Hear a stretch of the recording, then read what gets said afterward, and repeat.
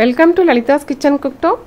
என்னுடைய ஹோம்லி குக்கிங்கில் வெப் சீரீஸில் இன்றைக்கி பார்க்க போகிற வெஜிடபிள் பீட்ரூட்டில் பீட்ரூட் உசிலி தான் பண்ண போகிறேன். லஞ்சுக்கு வந்து சிம்பிளாக ஒரு பொடலங்காய் கூட்டும் பீட்ரூட் உசிலியும் பண்ணி தயிரோ ரசமும் வச்சு சாப்பிடும்போது சிம்பிளாக இருந்தாலும் ஹெல்த்தியாக டேஸ்டியாக நல்லாயிருக்கும். எனக்கு ரொம்ப பிடிக்கும், உங்களுக்கும் பிடிச்சிருக்கும். வீடியோ ஃபுல்லாக பார்த்துட்டு உங்கள் கமெண்ட்ஸ் கொடுங்க, சப்ஸ்கிரைப் பண்ண மறந்துடாதீங்க. இப்போ பீட்ரூட் உசிலியும் பொடலங்காய் எடுத்து வச்சுருக்கேன். பீட்ரூட் உசிலி பண்ணிடலாம். இதுக்கு முதல்ல வந்து பருப்பு ஊற வைக்கணும். 1/4 கப்பு துவரம் பருப்பு, 1/4 கப்பு கடலைப்பருப்பு. இதை வந்து கழுவி அரை மணி நேரம், தட் இஸ் 30 மினிட்ஸ் ஊற வச்சு எடுத்துக்கலாம்.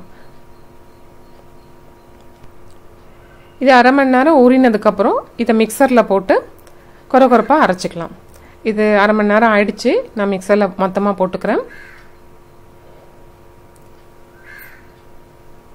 இது கூட காஞ்ச மிளகாய் 5 எடுத்திருக்கேன்.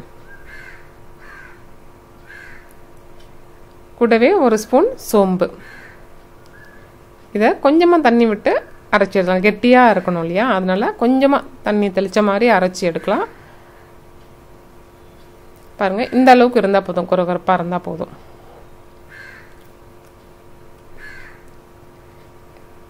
இப்போ இதை வந்து இட்லி தட்டில் போட்டு வேக வைக்கணும். அதை அப்படி கொஞ்சம் உருண்டை பிடிச்சி தட்டிட்டு அந்த தட்டில் வச்சு வேக வச்சுக்கலாம். 10 நிமிஷம் வெந்ததுனால நல்லா வெந்துடும் பருப்பு.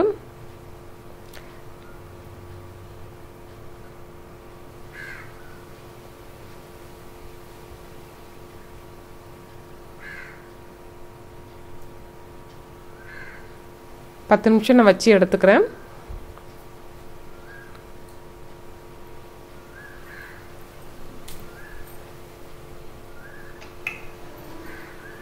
பாருங்க, வெந்துருச்சு.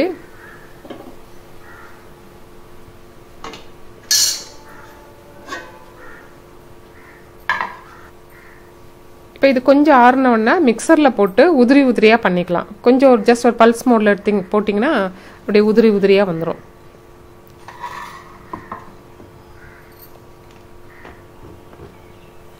உசிலி பண்ணுற ப்ரிப்ரேஷன் இப்படி தான். அந்த பருப்பை வந்து ஊற வச்சு வேக வச்சு எடுத்துகிட்டு அதை வந்து வெஜிடபிள், நம்மளுக்கு என்ன மாதிரி வெஜிடபிள்ஸ் இப்போ பண்ணணும்னு நினைக்கிறோமோ அந்த வெஜிடபிள்ஸில் இது கலந்து செய்யணும்.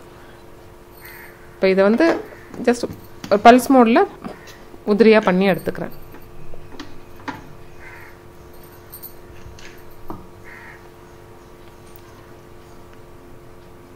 அரைச்சாச்சு நல்லா. இந்த மாதிரி இருக்கணும். இது அப்படியே இருக்கட்டும். அடுத்து ஒரு பீட்ரூட் தான் எடுத்தேன் நான். அதை வந்து நல்லா துருவி வச்சுருக்கேன்.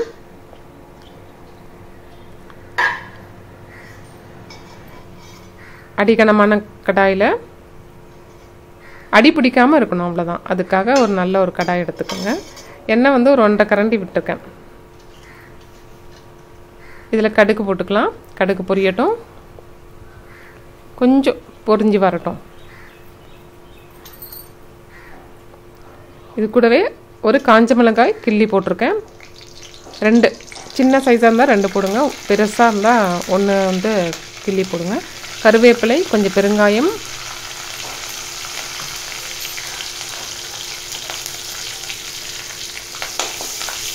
கொஞ்சம் எண்ணெயில் அப்படி பொரியட்டும். பீட்ரூட்டையும் போட்டு நல்லா வதக்கலாம். கொஞ்சம் அந்த ஈரத்தன்மை இருக்கும் இல்லையா, அதை வந்து இது பண்ணுறதுக்கு நம்ம கொஞ்சம் நேரம் வதக்கிக்கலாம். சில பேர் புழிஞ்சு கூட போடுவாங்க. எனக்கு அதில் விருப்பம் இல்லை, ஜூஸ் எல்லாம் போயிடும் இல்லை. அதனால் வதக்க கொஞ்சம் ட்ரை ஆகும் உங்களுக்கு. அதனால நல்லா கொஞ்சம் மீடியம் ஃப்ளேமில் வச்சு வதக்கி விடலாம், அடி பிடிக்காமல்.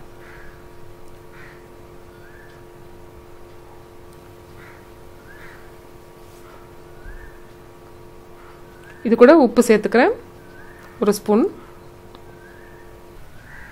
உப்பு போட்டதுக்கப்புறம் நான் கலந்து விட்டுக்கிறேன்.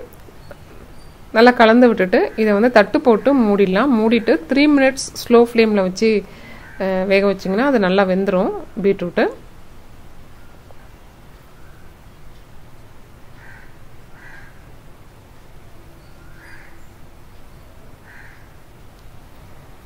பீட்ரூட் இப்போ வந்து வெந்துடுச்சு, பார்க்கலாம்.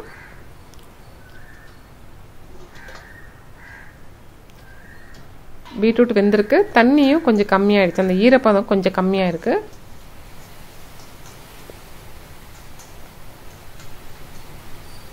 இப்போ இதில் வந்து பீட்ரூட் அந்த பருப்பை வந்து சேர்க்கணும். அரைச்சி வச்சுருக்க அந்த உதிரியாக அரைச்சி வச்சுருக்க பருப்பை சேர்த்துடலாம். இப்போ இதை நல்லா ஒரு குட் மிக்ஸ் கொடுத்துக்கணும். கொடுத்திங்கன்னா அந்த பீட்ரூட்டோட அந்த பருப்பு எல்லாம் சேர்ந்து நல்லாயிருக்கும் பார்க்குறதுக்கு. பீட்ரூட் உசிலி ரெடி ஆகிடும். ஒன்லி மிக்சிங், அவ்வளோதான்.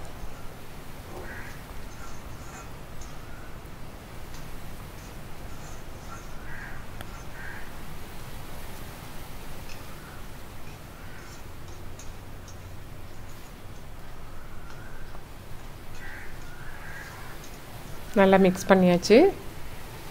பீட்ரூட் உசிலி ரெடி ஆகிடுச்சு லஞ்சுக்கு. உங்கள் எல்லாருக்கும் பிடிச்சிருக்கும்னு நினைக்கிறேன்.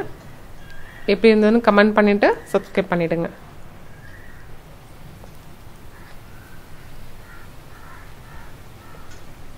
ஒரு பவுலுக்கு நான் ட்ரான்ஸ்ஃபர் பண்ணிக்கிறேன் ப்ரெசன்டேஷனுக்கு.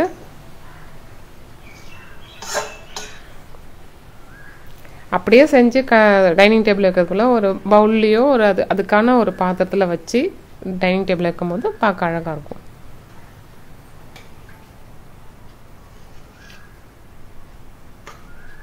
இப்போ சாதம் பிளேட்டிங் பண்ணிக்கலாம்.